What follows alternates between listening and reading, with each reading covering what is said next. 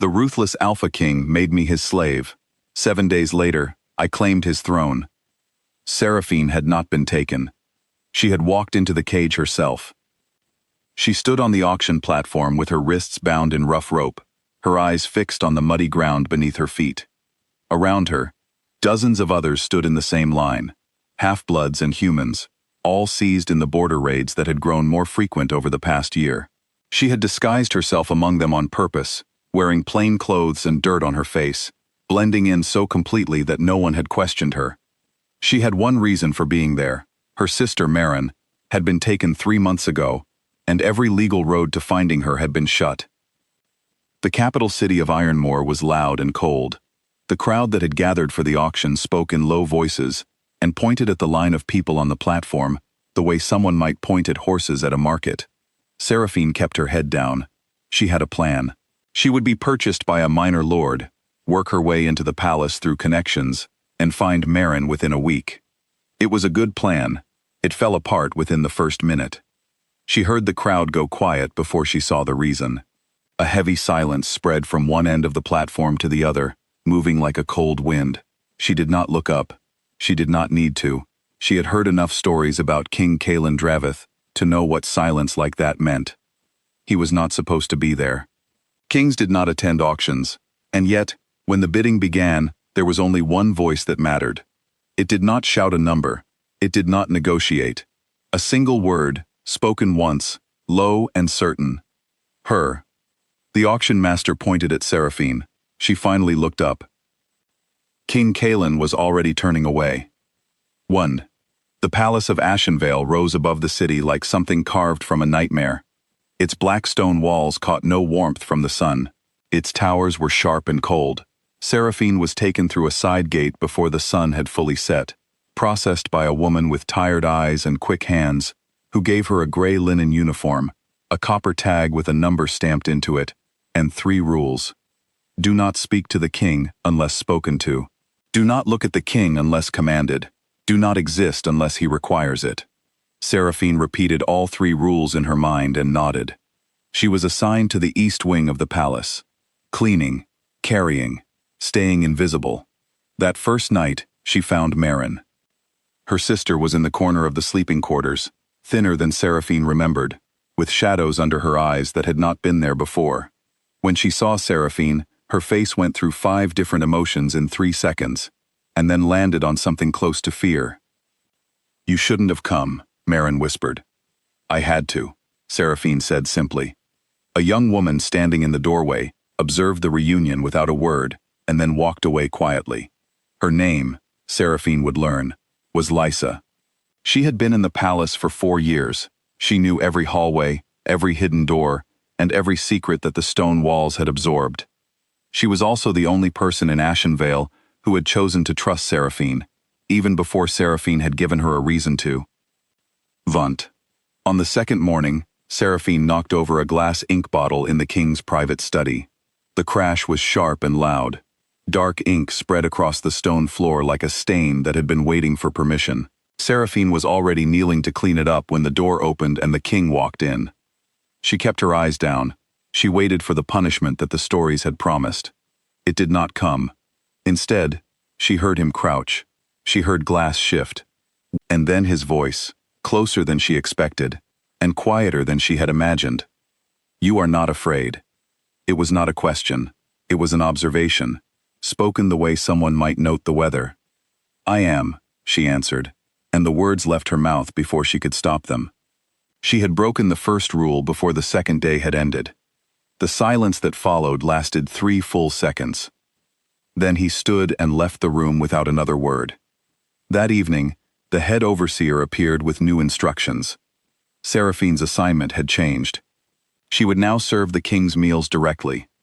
She told herself this was a complication, but as she lay on her thin mat that night, she thought about something she had noticed in those 3 seconds of silence.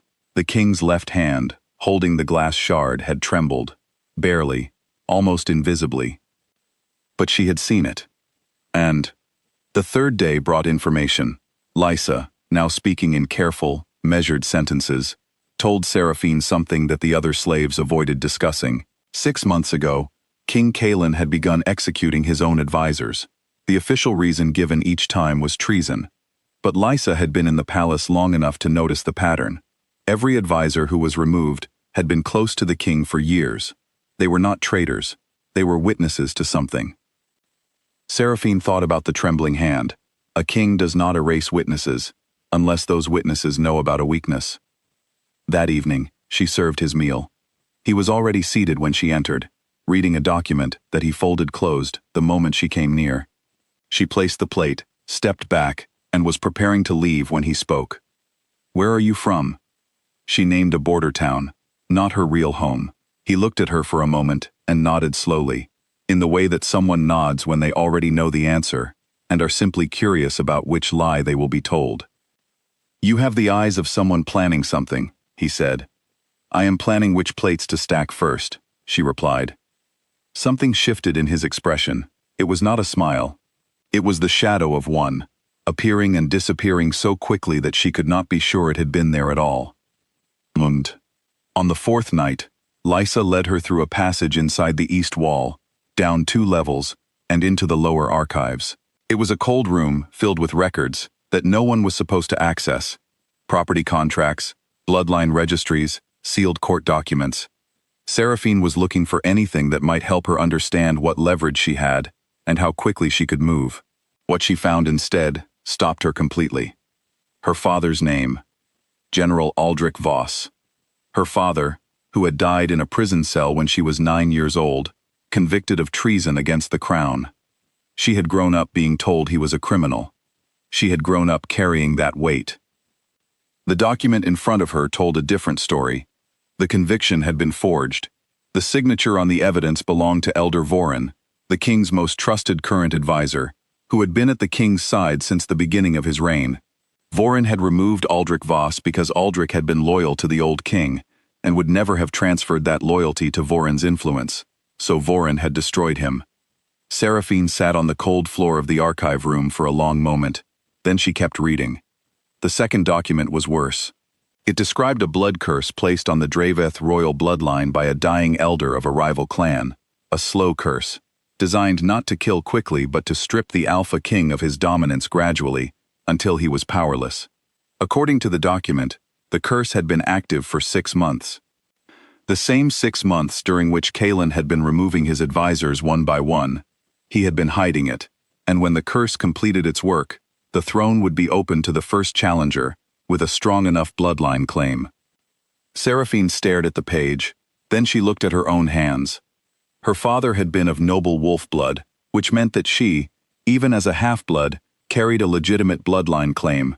Buried, unregistered, deliberately erased by Vorin, but still real.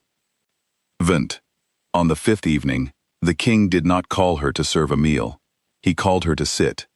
She stood in a dark room while he sat in a chair by the window, looking out at the city below. He did not speak for a long time. When he finally did, his voice was different from the one she had heard before. Not softer, but less guarded. "Do you know what the worst thing about power is?" he said.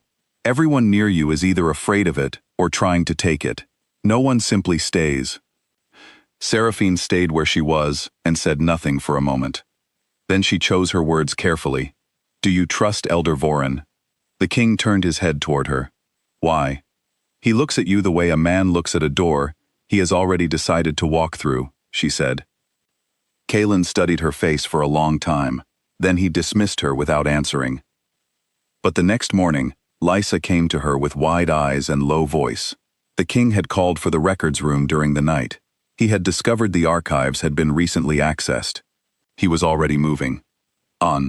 On the 6th day, Elder Vorin struck first. He did not know it was Seraphine who had been in the archives, but he knew the slave network had become a risk. By mid-morning, his guards had rounded up 12 slaves for questioning, and Marin was among them. Seraphine had hours, at most. She walked to the king's chamber without permission, without announcement, and without hesitation. The guards at the door raised their weapons. She did not slow down. And then the door opened from the inside, and Kaelin stood there with an expression that was more curious than angry. He raised one hand. The guards lowered their weapons. She walked past him and placed 2 documents on his table. her father's name on the first. Voron's forged signature below it. The curse records beside that. Your most trusted advisor built your throne on my family's grave, she said. He framed my father to remove a man who would never answer to him. And now he is timing your fall so that he can give the kingdom to someone he controls completely. Kalen did not speak. He read every word on both pages. Twice. His jaw was tight. The trembling in his left hand had worsened, the curse responding to the weight of what he was feeling. When he finally looked up, his voice was very quiet. Why bring this to me? You could have let me fall. Your bloodline claim becomes valid the moment I lose my dominance. Because Voron is the real enemy, Seraphine said. Not you. He looked at her for what felt like a full minute. Then he turned to his guard. Go to the holding cells, he said. Release the woman named Seraphine Voss, now. Gokun. The following morning, Elder Voron was summoned to open court. He came dressed in formal robes, unhurried, with the calm expression of a man who believed he was walking into a meeting he had already won. The great hall of Ashenvale filled with lords, advisors, and nobles who had been called with no explanation given. Kalen stood at the front of the room and presented the documents. Voron's calm expression did not break immediately. He was too experienced for that. He listened to the charges, looked at the documents, and then did something that Seraphine, watching from near the doorway, had not fully anticipated. He activated the final stage of the curse. It had been built into the blood binding as a fail-safe, a way to trigger its completion instantly if Voron ever needed it. He had carried the mechanism for 6 months, waiting. He used it now. The effect on Kalen was immediate. He went to one knee. The room erupted. Lords began shouting over each other. Several stepped backward toward the walls, calculating fast. Voron walked slowly toward the throne, with the expression of a man finishing a task he had planned for a long time. And then Seraphine walked into the center of the hall. Lysa had worked through the night.